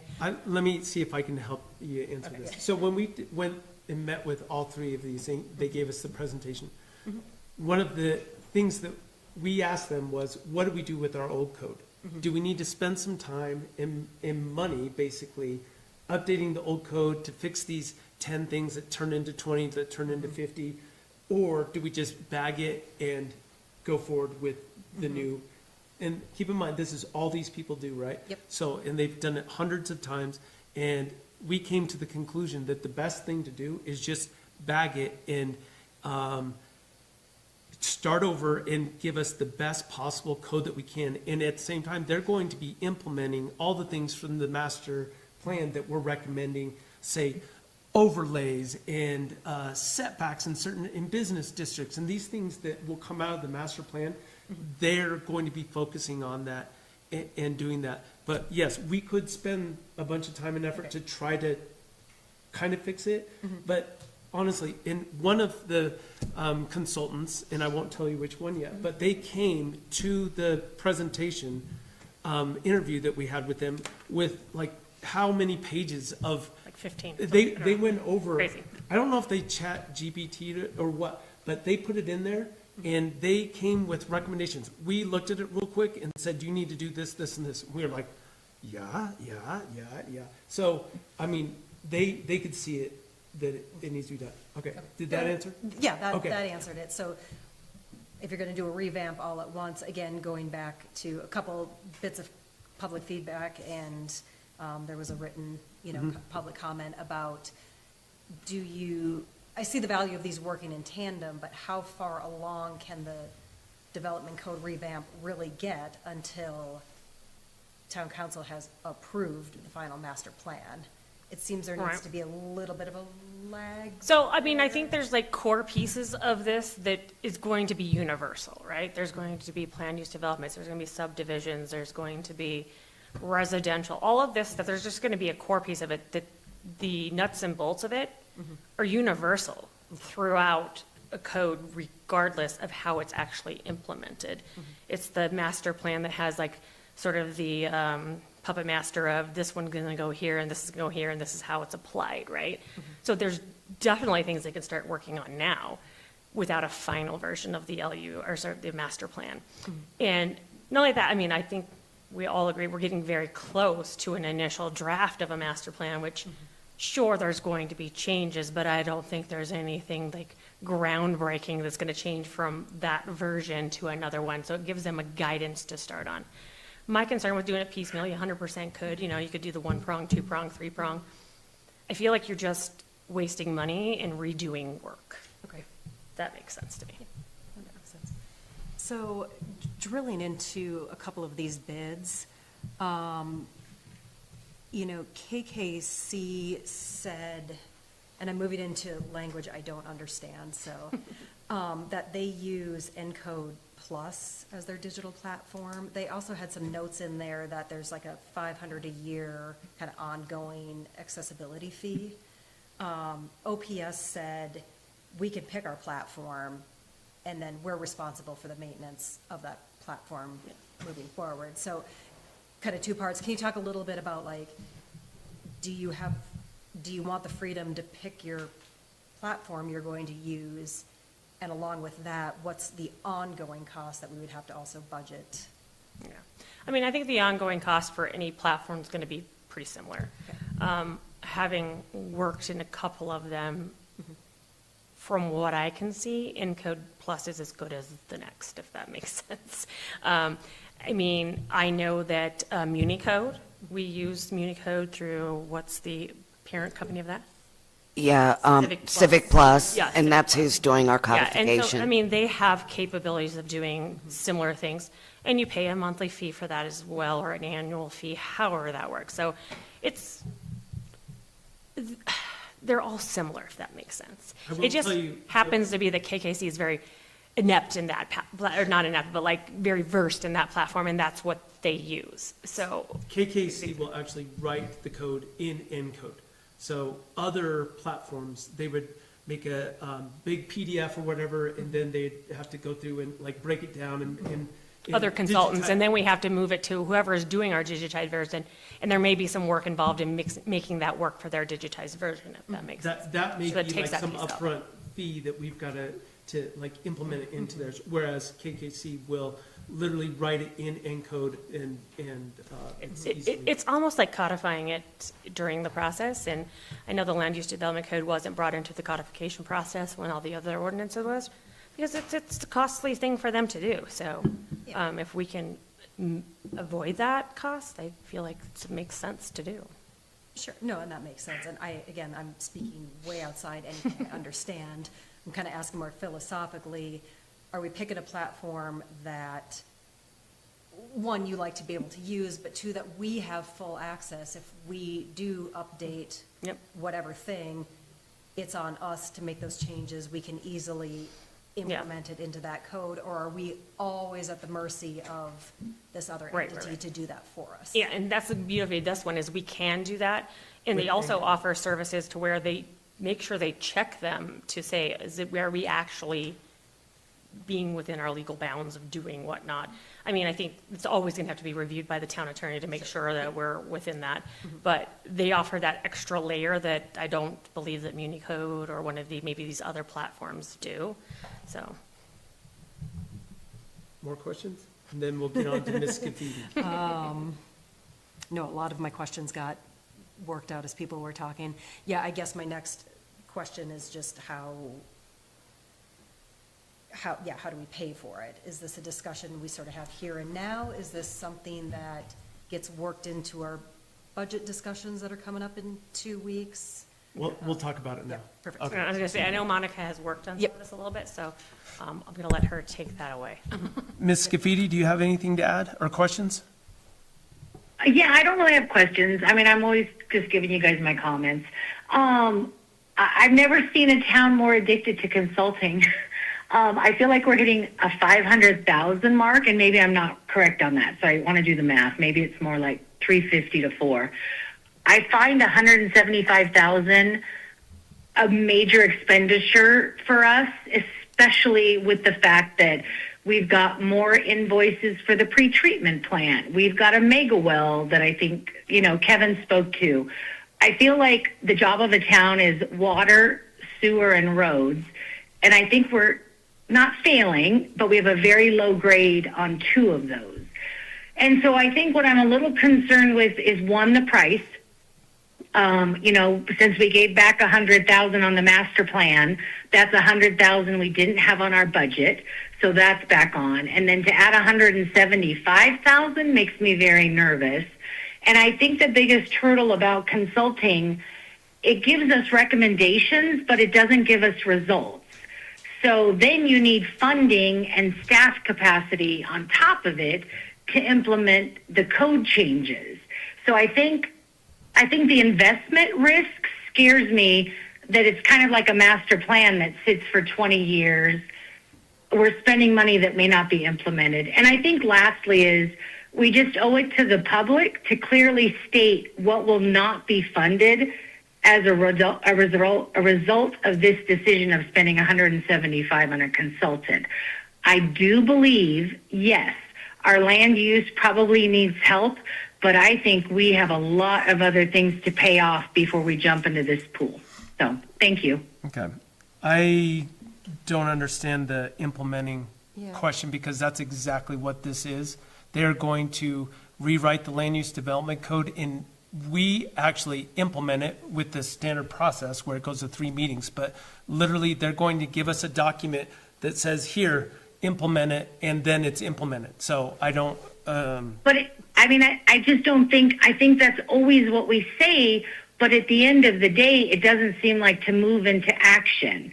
I just think for that price tag, I know what Gina said as far as because a part of me says, why don't we have a phased or targeted review rather than a blanket one, just to save money?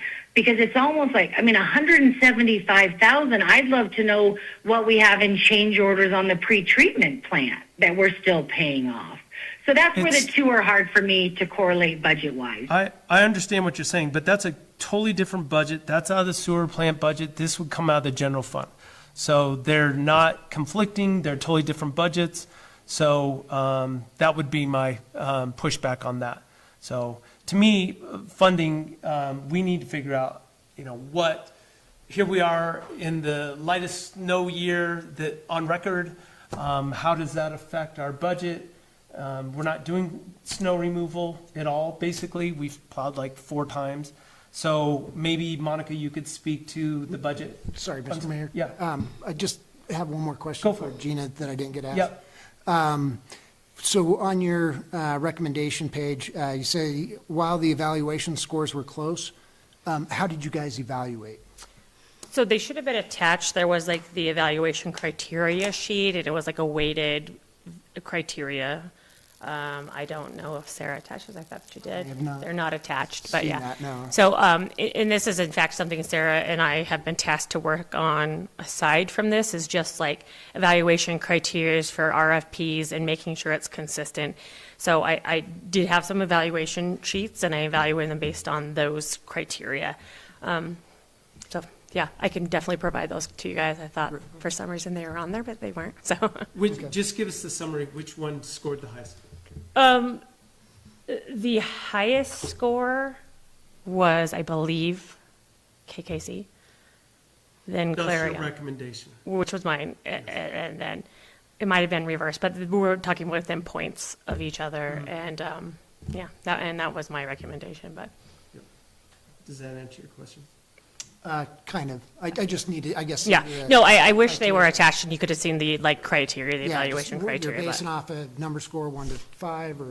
Yeah, I mean, like I say, I did weight them, like, so is this more important? Is this particular thing more important? Is it the enforcement piece, the administration? Is it the, how they're going to consult with the town and things like that? Like, so there's just different criteria in there, and they were all weighted based upon, like, the priority of what I think is more important, which, yeah, it's still subjective in its own right, but at least I'm comparing apples to apples and not oranges to apples. And then was this just yourself or the P and Z board as a whole? Just myself. This is something that we worked on together, and I think that they were attached the last time when we had our conversation with them. I don't know if anybody looked at them or not, but Okay. yeah. Thank you. So, yeah, and that's part of the problem. I mean, when we were talking like these are not lay terms that we're talking with, so it's a lot of, to some people, it's going to be like, I don't even know what they're talking about. Why are we even evaluating this? You know, so. I like dry evaluations. Let's keep moving forward. Did you have another comment? No, I was just gonna say that her recommendation criteria was on the town packet that was emailed to us at the last meeting. The hyperlinks on the Muni code aren't working, so I don't know if that can be. Okay. updated, but- Let's talk budget real quick and how would we pay for it? Madam Treasurer. So clearly, the majority of it is going to be, looks like absorbed in next fiscal year. We're just heading into that budget season. I will tell you that the current budget season is more than $500,000 to the positive, in a positive manner. Snow removal, we budget a large amount of money for snow removal, and it's under budget by more than 160,000 alone. Yeah. And we did not do the Safe Streets for All project, which was 300,000. So, I mean, we're sitting in a good place as of today. As you know, things happen, things change. But in the general fund, the budget looks good right now. Yes. So of the 500,000, the majority of that is the Safe Streets for All, which really isn't a savings. There, $60,000 was saved of the budget year, yes. Yeah. Because of the grant that Sarah was able to get. Oh, right. Yeah, so the 160,000 though in snow removal is positive. We had a similar, actually, we were under budget last year in the snow removal, and we were able to make use of those funds. Yeah. And what we'd be looking at if we go with like estimate, a third during this fiscal year and 2/3, those numbers that she has on there, they jive with your thinking as well? Yeah, no, I think she did a great job at, the thought process she utilized to do that. Mine would have been similar in this case. I will tell you, I mean, if council decides that this is something they want to move forward with, I'm not concerned about this fiscal year. I do think, there's going to be some conversations about what gets funded and how it gets funded in next fiscal year. I will tell you that regardless of any agreement you would make with somebody, I mean, the decisions will have to be made about what money is spent next year. Right. But It's more concerning in next year's budget than this year's budget, more than likely, right? Well, Just I mean, we were able to absorb the master plan with the additional $100,000 that wasn't, and we're okay. Yeah. So, Thank you. So I'll just kind of finish up my thoughts, make sure everyone, it's clear how I feel. Totally agree with what Colby said about preserving the character of town. People will recall that I grew up in Jackson. And I've said since day one that I don't want Alpine to turn into Jackson. So Alpine is really what Jackson was like 40 years ago, okay? And then it became the Wild West, and everything was opened up. And I think they're still working on the master plan from the 90s. And it's just a constant document that it just gets fought over left and right. And that's why the master plan has been I've been so passionate about it, is implementing those values, what we want to see, the work that we did with putting the design review committee in. I mean, those are all things that are going to help preserve the character of Alpine. So when it became apparent that really the master plan doesn't get us all the way there, and that we're going to have to do the land use development code as well, it put this in like fast track. We have to figure this out, because honestly, I don't want to leave this for the next administration. I don't want them to be holding the bag and saying, well, how come they didn't finish that? So to me, it's kind of incumbent upon us to do it now. The 2006 master plan, our land use development code came the same year from everything that I can tell. So I think we got a package deal, 20 years ago. So as far as whether they need to happen at the same time or whatever, I firmly believe that they need to happen consecutively. And we're really close in getting everything, the initial draft from Cushing Terrell. And the one group that applied was KKC, that they use ENCODE. They're the ones that came with like 15 pages of suggestions on our current code just to the interview. And it was like so impressive. And the fact that they use ENCODE, they're going to write the land use development code in ENCODE. That's a format that we will always be able to do the updates ourselves.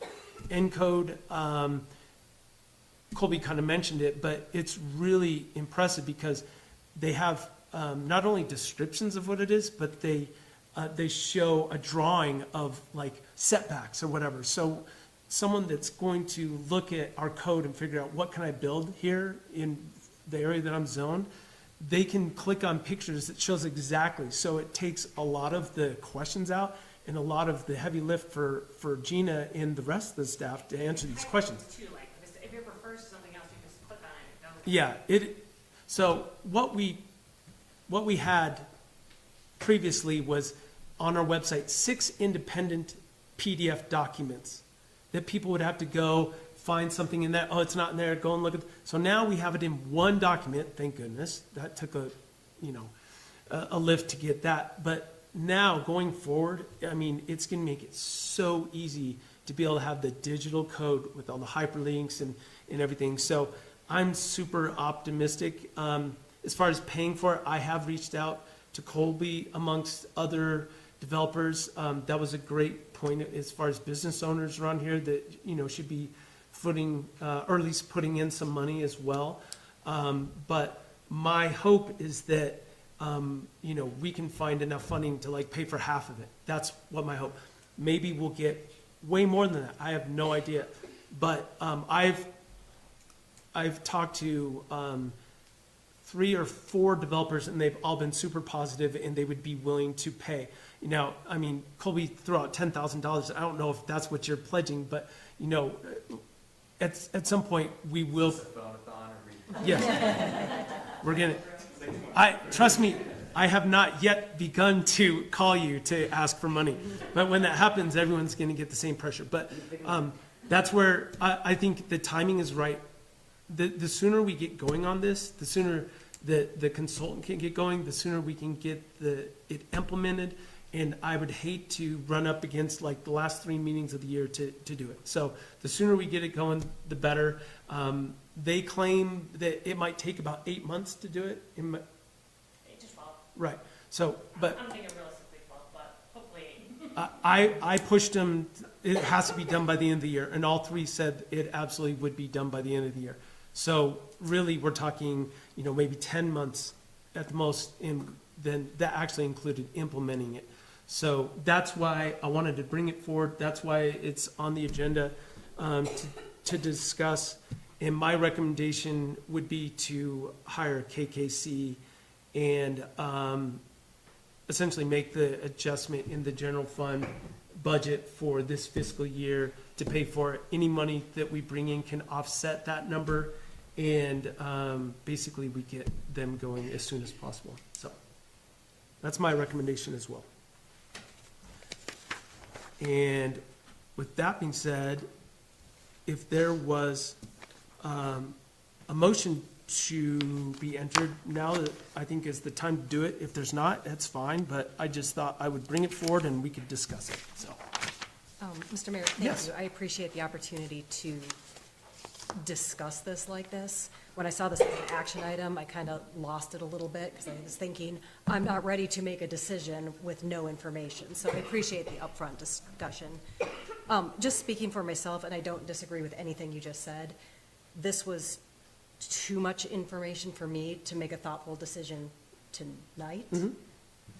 Because there is no motion, I don't wish to make a motion. Yep. Just speaking for myself. That's fine. Yeah. Okay, do we have a motion, or if there's not, it's fine? Mike, can I go, can I? Please, please, please. I know this is, there's no doubt this is really important, and if we have money, a surplus in the general fund, I kind of think we need to look at all the things that are important and make sure that we're not leaving something out to do this. I know there's equipment and vehicles that need to be replaced, that need to be worked on, various different things, and I just want to make sure we really look at everything and make sure this is the best way to spend. And we have a those meeting on funds. Thursday about capital projects, so we might have some clarification on that, so. Yeah, so I think it would be good to discuss budget a little bit more before we move Sure. forward. I don't have a problem with that. So not hearing a motion, unless, Ms. Scafidi, you're trying to make a motion? Silence. Okay. Anyways, we'll just move on. We're done with the action items. Anyone stick around for public comment? All right. Seeing none, we will, I'll entertain a motion to go into executive session unless you have something else. Just on public comment and kind of the LUDC, I just thank you, Colby, for the remarks and everything. I definitely see this as a important thing, but yeah, the budget, I'm in a full agreement of, because we're talking about, Yep, please. And this is, I would just say this. I know that, as a public institution, it doesn't, it's not in necessarily the DNA to think this way, rightfully so, but there is a return on investment in something like this. And I can tell you that with a new master plan, with very clear land development code, it is likely that projects that are probably standing on the sidelines right now, waiting for a lot of clarification, would all of a sudden be presenting themselves. And the payoff on something like this, I think, would be fairly immediate. Probably this $175,000 would be more than paid off with applications for various things in a very short period of time. I personally know of several people who are waiting to find out what the plan is. So I just. Colby, sorry, just as a follow-up. Yeah. Is there a community's master plan, or not master plan, but LUDC, that you looked at and went, wow, this town's got their, in your words, their shit together? Yeah. Yeah, Strike the comment. Yeah, there are actually a couple. I'd like to look at it a little more clearly, but I know that KKC did the plan for Gunnison. Their plan is pretty well put together. I know that I've back, I don't know, maybe 3 years ago at the beginning of your term, when I said, hey, there should be a more sophisticated land development plan in the town of Alpine. I sent one from the town of Milton, Delaware, that is very well put together. It's updated every 5 years. I've been involved in that update for 20 years, so I've been through 4 updates of it and seen it evolve, and so I know that one very well. But and some of the the towns that all these firms have worked with, all those, plans are available online. But I would point to those two in particular, especially, I would say I'm very familiar with Milton, Delaware, and it is a very good, clear plan. Yeah. Great. Thank you. And we'll go check those out. Thanks, Colby. Yeah. Any other public comment? Okay, a motion to go into executive session. So moved. We have a motion. Do we have a second? Second. Any discussion? All those in favor of going into executive session